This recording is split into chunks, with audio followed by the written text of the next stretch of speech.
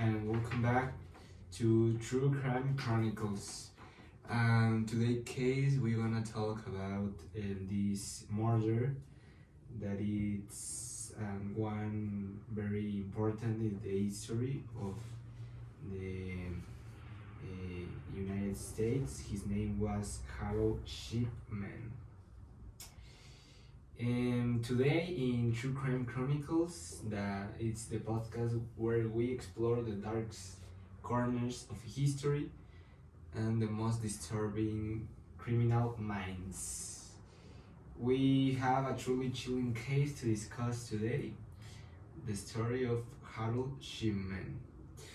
He was a doctor who used his position to become one of the most prolific serial killers in history. This case is terrifying because it shakes our very trust in medical system. We go to doctors to help us, to heal us, to save lives. But Shipman did the exact opposite. Over the course of his career, it's believed he murdered at least 237 people. Some estimate go even higher, suggesting over 400 victims. And what's most shocking is how long he was able to continue his crimes without anyone stop him. But let's start from the beginning. Who was Harold Shipman before he became Dr. Dead?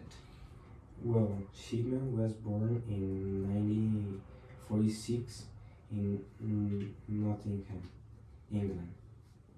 He grew up in a working class family and was very close to his mother, Vera.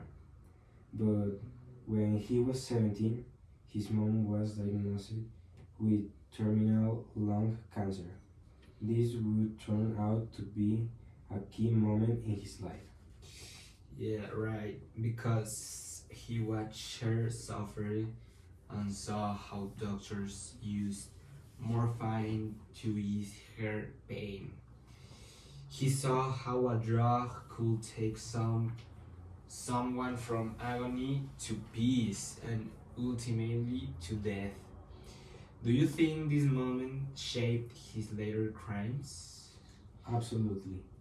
Many experts believe that watching his mother receive morphine injections gave him a sense of control over life and death, and that sense of control may have stuck with him. After she died, he decided to become a doctor, enrolling in Leeds School of Medicine.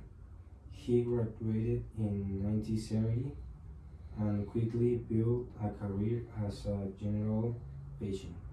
Pa- patient. But he wasn't an ordinary doctor, was he? He had problems early on. Exactly.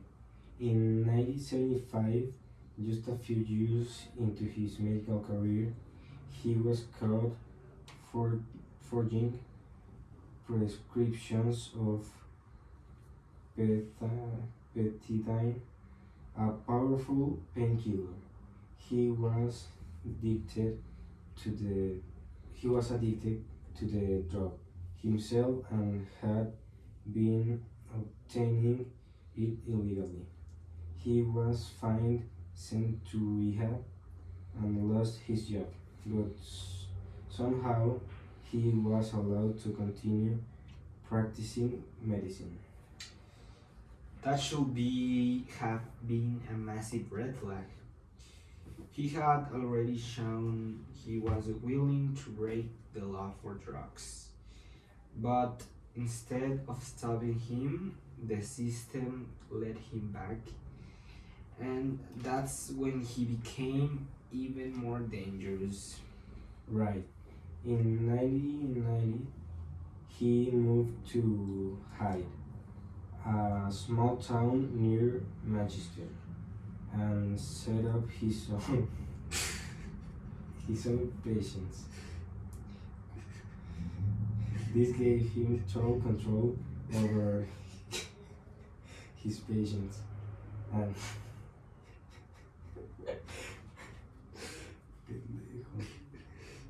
and that's when sí, Vas. Una, dos. right. Chingado.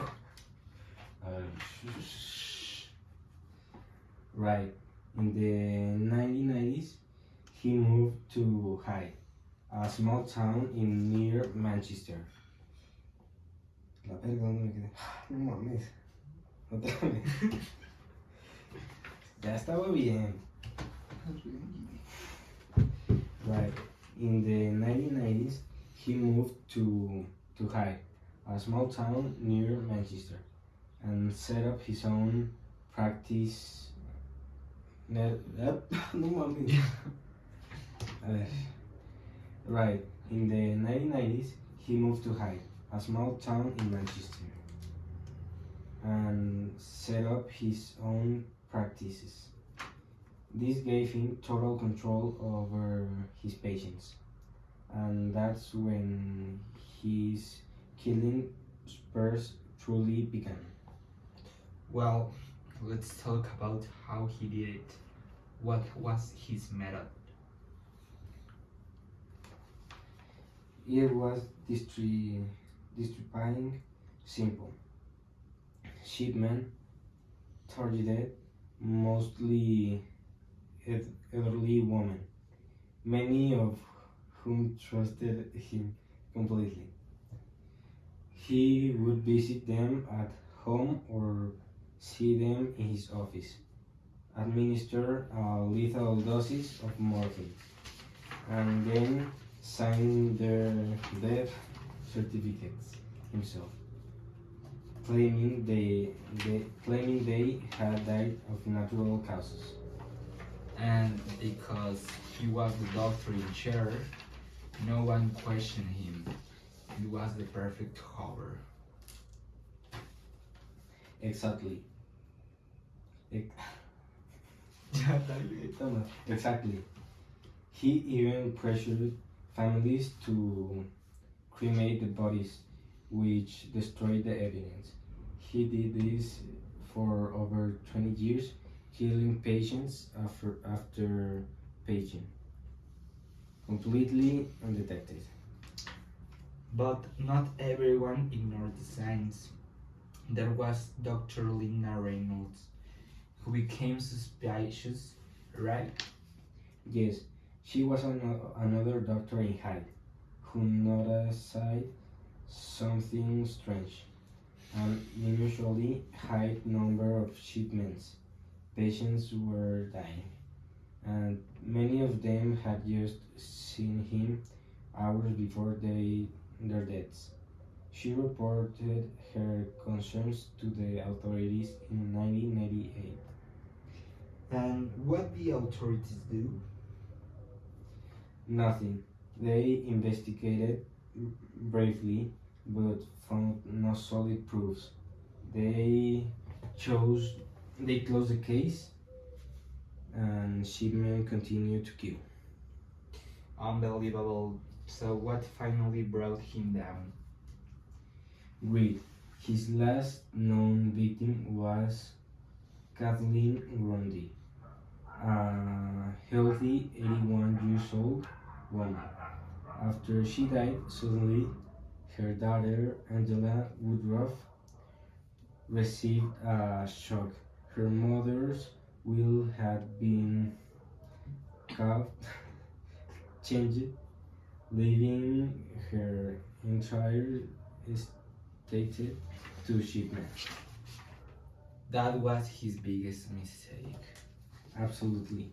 Angela Woodruff was was has a liar was somehow ah absolutely.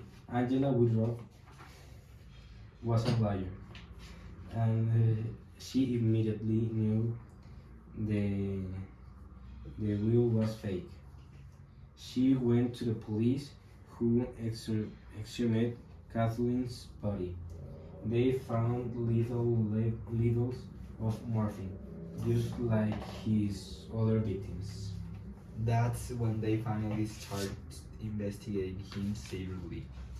They exhumed more bodies and found the same pattern: morphine overdoses, death certificate signed by Shipman, and no medical reason for the injections. And in 2000, he was finally convicted of 15 murders, but authorities believe he killed hundreds of more.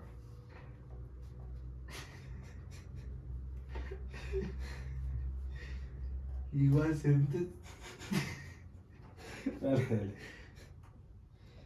He was sentenced to life in prison, but he didn't stay there long, did he?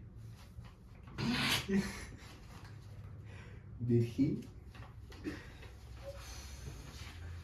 No, in 2004, just 4 years into his sentence, Shipman was found dead in his cell. He hanged himself. Some believe he did this. Pendejo.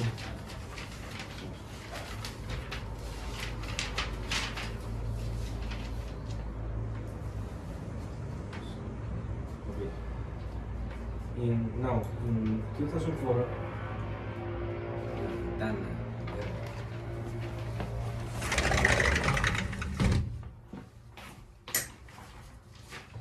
No, in 2004, just few years into his sentence, Shipman was found dead in his cell. He had hanged his.